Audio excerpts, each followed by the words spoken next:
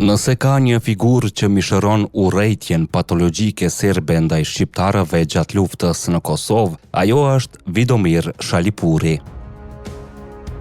Emri që sillte tmerr në çdo derë shqiptare në rrafshin e Dugaxhinit. Ishte udhëheqësi famkeq i grupit paramilitar serb Munja. Një njësi sadiste që mbolli terror, dhunë dhe gjak në për rrugët e Pejës dhe më gjarë.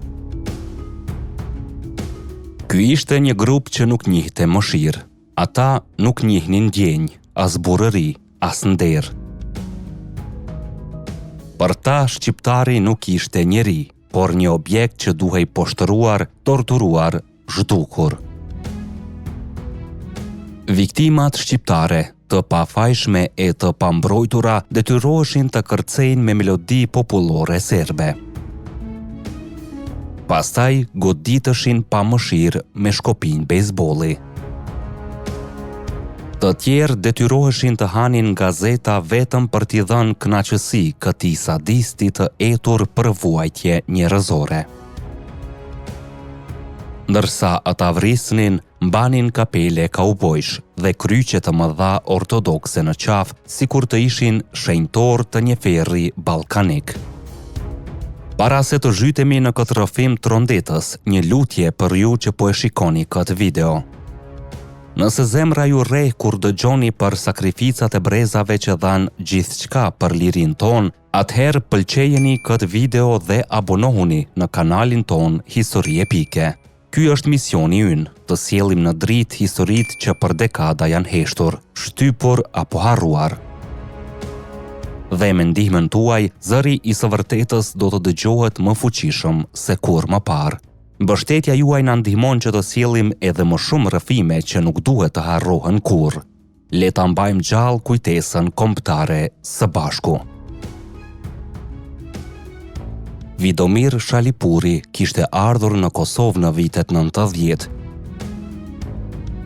Ishte një serb nga Priboj, një qytet i njohur për nacionalizmin ekstrem serb.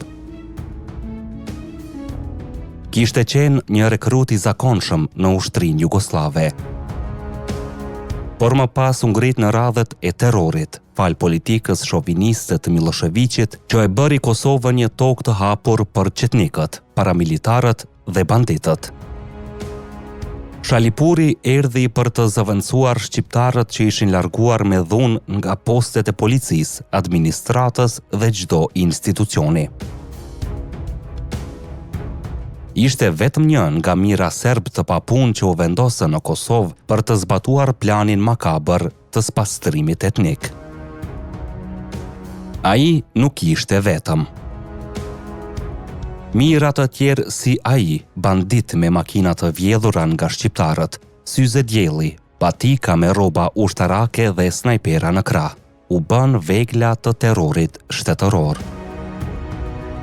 Ata bashkëpunuan ngushtë me ushtrinë jugoslave, me policinë dhe me ministrinë e brendshme.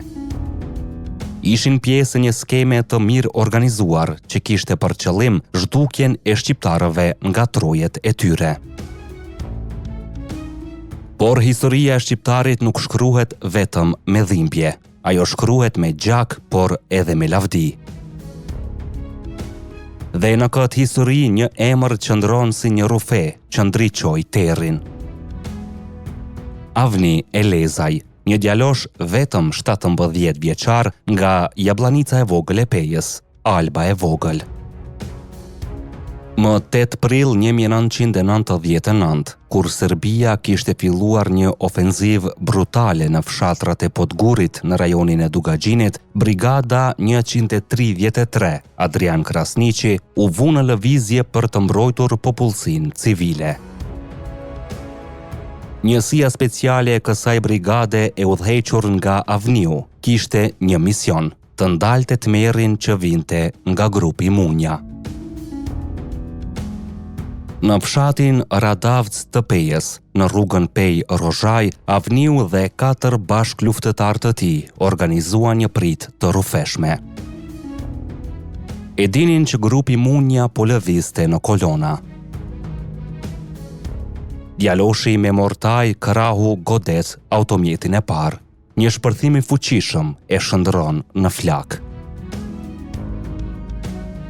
Vidomir Shalipuri që ndodhej në automjetin e dytë, hynë te kalim dhe me arrogancën e zakonshme serbe, shkon drejt zjarrit. Del nga makina me armë në dorë, i bindur se do të vriste edhe sot. Por ajo që ndodhi është për të shkruar me shkronja të arta. Avniu 17 vjeç ja grabit armën këtij kriminali. Dhe me një qetësi prej profesionisti e qëllon me snajper nga afërsia mes dy syve. Shalipuri bie në vend, pa nxjerr asnjë fjalë. Një bish më pak në tokën shqiptare. Automjeti i tretë u qelluan nga bashkëluftëtarët e Avniut me Kalashnikov. Grupi Munja u shua atë ditë si një makth që zgjat vetëm deri në agim. 11 paramilitar mbetën të vdekur në një vend.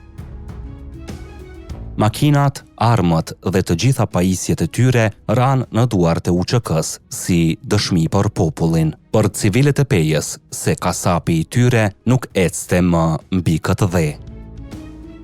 Rënja e Shalipurit nuk ishte thjesht një vrasje, ishte një goditje morale për të gjithë makinerinë serbe. Serbia u përpoq të hakmerej, ofenziva të papara u ndërmorën, por UÇK-ja qëndroi. Peja dhe Dugagjini nuk u dorëzuan. Avniu vazhdoi luftën, ai mori pjesë në shumë betejë.